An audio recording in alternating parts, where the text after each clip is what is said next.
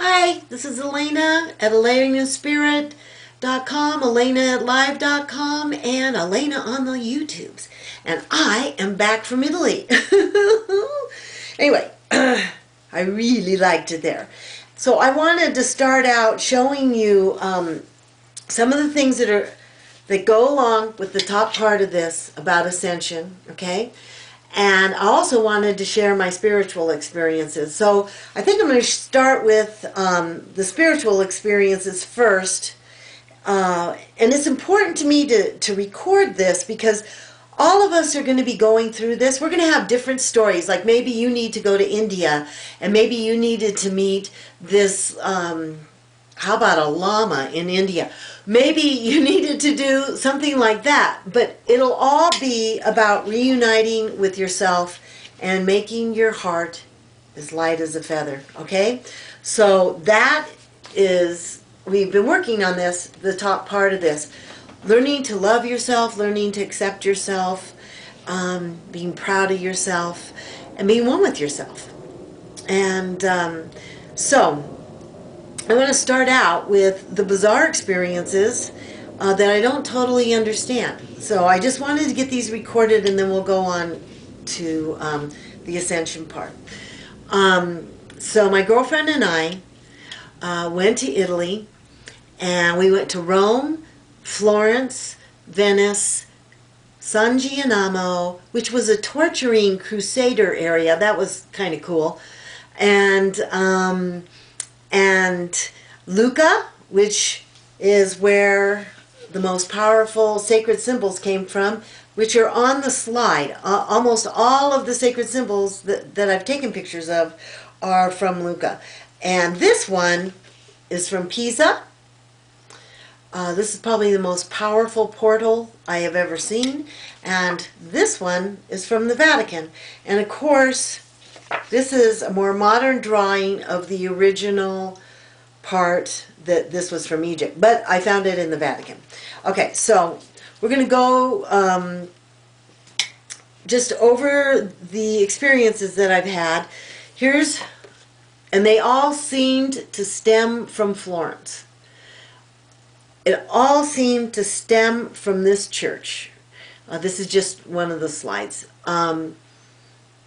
And this, for me, okay, I thought I was supposed to go to Glastonbury tour so I could integrate with Sophia, but I couldn't go because I had to go to Italy. I spent most of my time in Florence.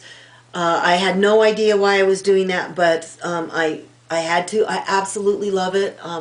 I'm part Italian, and I could actually get dual citizenship, and I'm going to. So I might move there. I mean, that's how fantastic it was for me. So some of the things that I noticed right off the bat was that all these churches, and probably all through England too, are built on top of places where gods and goddesses were. And of course, Sophia was a goddess. And there is no doubt in my mind that something isn't going on with Sophia and this church.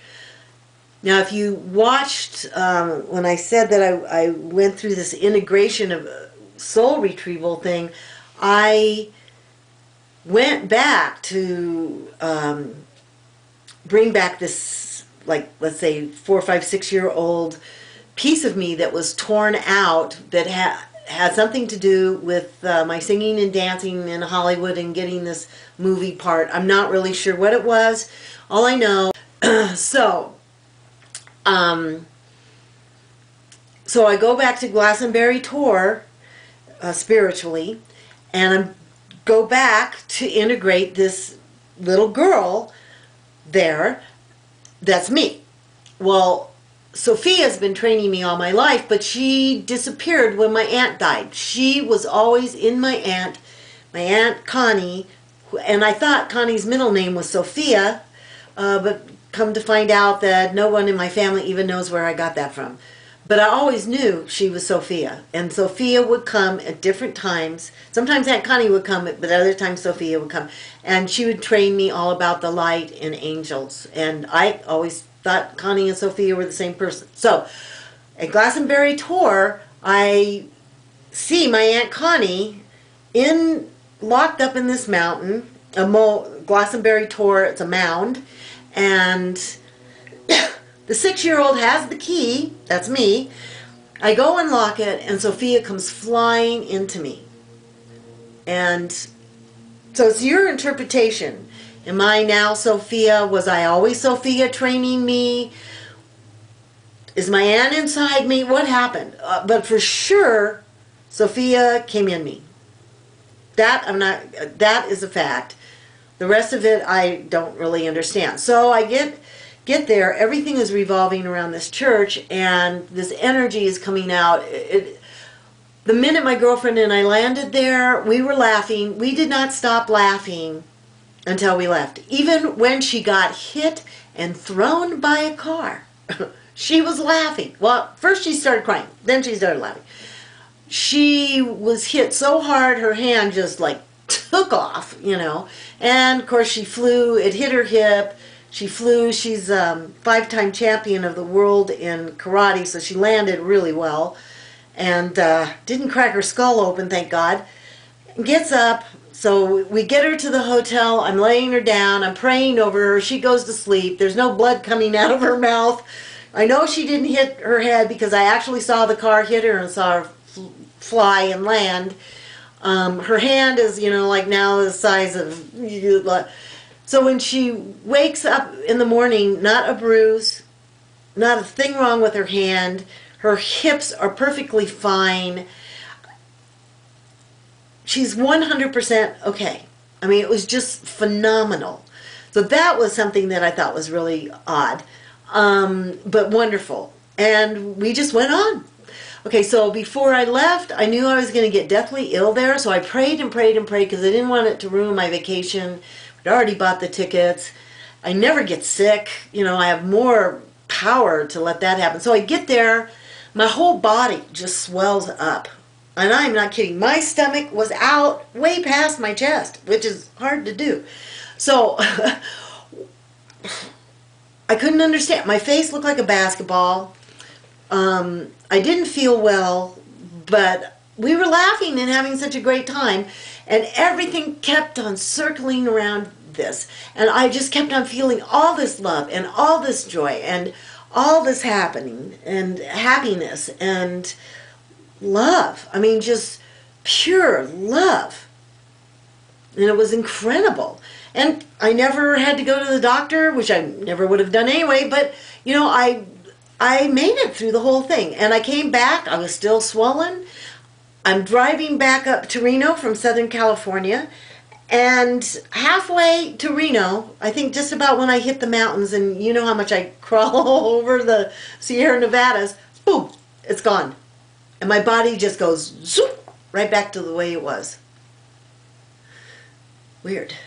I don't know what that was either. I don't know if it was because I was holding on to my girlfriend who... not paying attention. And I just, and we were having such a great time. I thought we got on a bus. She didn't get on. I'm taking off. I'm leaving with everything.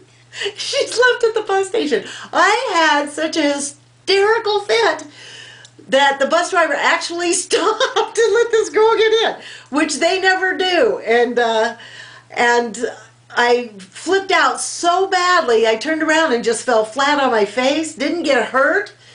You know, I didn't actually leave her in the middle of nowhere, in between towns. We had to change buses. It was just one thing after another, and it always turned out perfect.